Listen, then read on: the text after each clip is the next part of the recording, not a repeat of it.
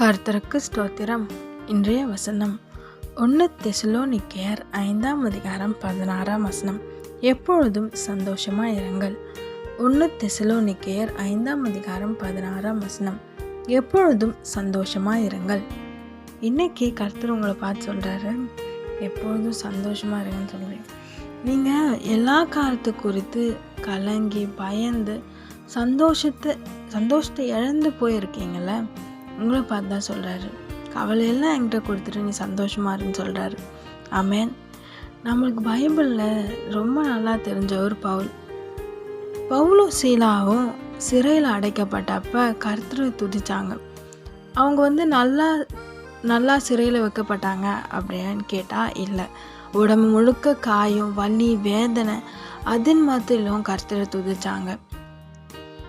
ஏன் தெரியுமா? ஏன்னா அவங்க கர்த்தரை நம்பி இருந்தாங்க, கர்த்தரை நேசிச்சாங்க. இன்னைக்கும் உங்களை பார்த்து கர்த்தர் சொல்கிற சந்தோஷமாக இரு. எல்லா கவலை கஷ்டம் எல்லாத்தையும் என்கிட்ட கொடுத்துரு, நீ சந்தோஷமாக இருன்னு சொல்கிறார். அதுக்காக தான் நான் அவ்வளோ வலி வேதனை சிலுவையில் சுமந்தேன்னு சொல்கிறாரு. என்னோட சமாதானத்தை வைத்து போயிருக்கிறேன்னு சொல்கிறாரு. என்ன கவலையோ பாரமோ கஷ்டமோ எல்லாவற்றையும் அவர்கிட்ட கொடுத்துருங்க. சந்தோஷமாக இருங்க, சமாதானமாக இருங்க. கர்த்தர் பெரிய காரியங்களை செய்து ஆசீர்வதிப்பார். ஆமென்.